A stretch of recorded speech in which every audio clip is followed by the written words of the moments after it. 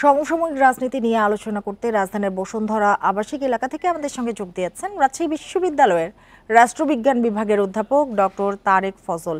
জনাব ডক্টর তারেক ফজল, আপনাকে স্বাগত জানাচ্ছি ইন্ডিপেন্ডেন্ট টেলিভিশনে। যেটি শুরুতেই আপনার কাছে জানতে চাই যে রাজনৈতিক পরিস্থিতি আবার কি একটু খোলা মনে হচ্ছে কিনা বা জটিলতার দিকে পরিস্থিতি যাচ্ছে কিনা, আপনার কি মনে হয়? এই ঈদে জামা জুতো অ্যাক্সেসরিজের ডিসকাউন্ট। ধন্যবাদ। হ্যাঁ, রাজনৈতিক পরিস্থিতি অগ্রগতি হচ্ছে, নানাভাবে রাজনৈতিক কার্যক্রম এগিয়ে চলছে। আমরা এর মধ্যে দেখছি যে আহ, জাতীয় নাগরিক পার্টির মুখ্য সংগঠক হাসনাত আব্দুল্লাহ একটি স্ট্যাটাস দিয়েছে, এবং এর পাশাপাশি আমরা আরো অনেকগুলো ঘটনা প্রবাহ দেখছি।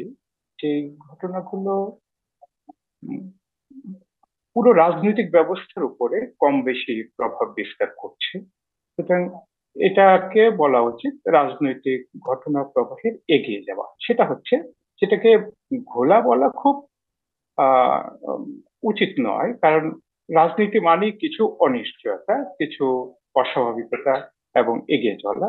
এটা হচ্ছে, এবং এই অবস্থাতে আহ রাজনীতির প্রতিটি অংশ এবং পক্ষ, আমরা যাদেরকে স্টেক হোল্ডার বলি, তারা তাদের ন্যায্য এবং সুবিবেচনা প্রসূত আচরণ, কার্যক্রম, ভূমিকা পালন করবে, এটাই উচিত। সুতরাং আহ ঘোলাটে বলার থেকে আমার কাছে মনে হয় রাজনৈতিক প্রক্রিয়া এগিয়ে চলছে, এবং বাংলাদেশের যে রাজনৈতিক বাস্তবতা, এটি যথেষ্ট ভাইব্রেন্ট, সক্রিয় এবং এগিয়ে চলার গতিতে আছে। জি। ঘোলা পানিতে কেউ যাতে মাছ শিকার করতে না পারে, আপনি যেটি ঘোলা বলতে চাচ্ছেন না, এই যে জটিল পরিস্থিতি আপনি বলছেন এটা রাজনীতির একটি প্রক্রিয়া, এই অবস্থায় কেউ যাতে আসলে সুযোগ নিতে না পারে সেজন্য সবার সতর্ক হওয়া উচিত বলে মনে করেন কিনা আপনি? হ্যাঁ, ওটাই বললাম যে রাজনৈতিক ব্যবস্থায় যারা অংশী, আমরা স্টেক হোল্ডার বলছি, তারা প্রত্যেকেই তাদের সুবিবেচনা কাজে লাগিয়ে, প্রজ্ঞাকে কাজে লাগিয়ে, অভিজ্ঞতাকে কাজে লাগিয়ে এবং জাতির স্বার্থকে তাদের বিবেচনা মতো এগিয়ে নেওয়ার জন্য প্রত্যেকে সক্রিয় থাকবেন, সেটা হওয়া উচিত।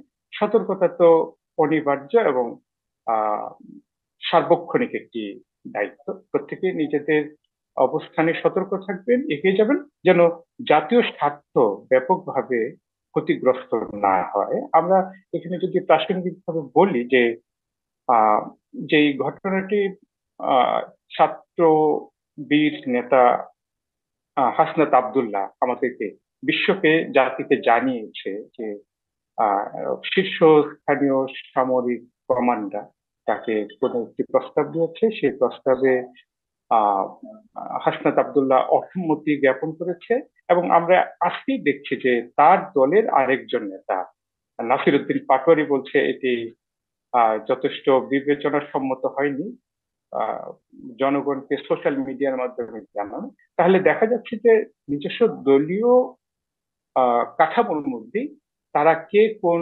ভূমিকা পালন করবে, কে কিভাবে কথা বলবে, কে কিভাবে বক্তব্য রাখবে, এই বিষয়ে তাদের মধ্যে সমঝোতার অভাব আছে। এটা হলো আমাদের বর্তমান বিদ্যমান রাজনৈতিক বাস্তবতার একটি পক্ষ, জাতীয় নাগরিক পার্টি। আর এর বাইরে আমাদের স্বীকৃত বড় রাজনৈতিক দল বাংলাদেশ জাতীয়তাবাদী দল বিএনপি আছে, তারা তাদের মতো করে বক্তব্য রাখছেন। আমরা মিস্টার আমির খসরু মাহমুদ চৌধুরীর বক্তব্য দেখলাম, যে তিনি বলছেন যেটি একটু যারা বলছিলেন যে মতবিরোধ আসলে নিজেদের মধ্যেই অনেকটা দেখা যাচ্ছে, সেক্ষেত্রে একটু জানতে চাই যে জাতীয় স্বার্থ অক্ষুণ্ণ রাখার কথা বলছেন আপনি, জাতীয় স্বার্থ অক্ষুণ্ণ রাখার জন্য কি ধরনের সতর্কতা নিতে পারে আসলে সবাই, আর রাজনৈতিক ঐক্য কি বারবার বাধাগ্রস্ত হচ্ছে, আপনার কি মনে হয়?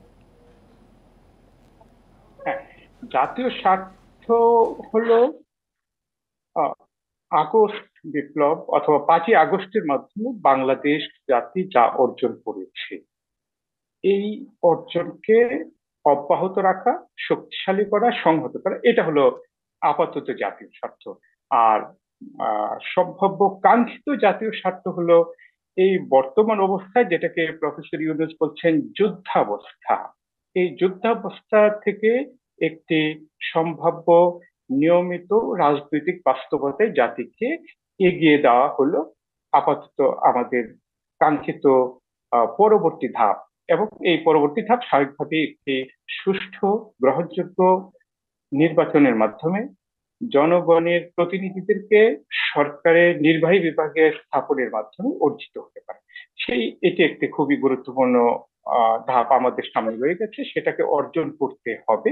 এবং হ্যাঁ, এই জন্য একটি ভালো গ্রহণযোগ্য নির্বাচন আমাদের জন্য খুবই প্রয়োজনীয়, এতে কোনো সন্দেহ নেই। তবে বলছেন যে দ্রুত নির্বাচনের মাধ্যমেই সংকট সমাধান করা সম্ভব। না, এটাই একমাত্র বিষয় নয়। মানে আমরা এখন একটু আগে শুনলাম মিস্টার তারেক রহমান, বিএনপির প্রধান নেতা, তিনি বলছেন যে গণতন্ত্র মানে নির্বাচন। এটাকে অত সাধারণীকৃত জেনারেলাইজ করাটা খুব উচিত না। নির্বাচন মানেই শুধু গণতন্ত্র মানে শুধু নির্বাচন না। গণতান্ত্রিক ব্যবস্থা সক্রিয় রাখার জন্য নির্বাচন খুবই গুরুত্বপূর্ণ একটি পদক্ষেপ, একটি মাধ্যম, একটি অবস্থা, একটি পন্থা, এতে কোনো সন্দেহ নেই। তবে যে কথাটি জাতীয়ভাবে বা যে ধারণাটি জাতীয়ভাবে আমরা মেনে নিয়েছি যে যে নির্বাচনটা হবে তার আগে নির্বাচন কেন্দ্রিক যেসব জটিলতা সমস্যা বিগত স্বেচ্ছাচারী স্বৈরাচারী মাফিয়া সরকার রেখে গেছে, সেগুলো থেকে নির্বাচন ব্যবস্থাকে কিছুটা মুক্ত করা, সেই মুক্ত করার মাধ্যমে একটি স্বচ্ছ সুন্দর গ্রহণযোগ্য নির্বাচন জাতীয় দেয়া। নির্বাচন জি, আপনার বক্তব্য স্পষ্ট জনাব ডক্টর তারেক ফজল, আপনাকে অনেক ধন্যবাদ আমাদের সাথে যোগ দেওয়ার জন্য, আমাদের সময় দেওয়ার জন্য।